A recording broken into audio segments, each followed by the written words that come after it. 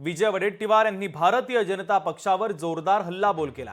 आरक्षणाच्या मागणीवरून जाती जातीमध्ये भांडणं लावली जात आहेत। एकीकडे एका समाजाला आरक्षणासाठी उचकवायचं, दुसरीकडे दुसऱ्या समाजाला धक्का लागणार नाही असं सांगायचं, सर्व बनवाबनवीचा खेळ सुरू असल्याची टीका आता विजय वडेट्टीवार यांनी केलेली आहे।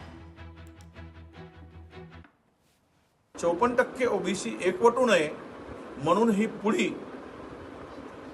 धनगर समाज आणि बंजारा समाजामध्ये सोडली आहे।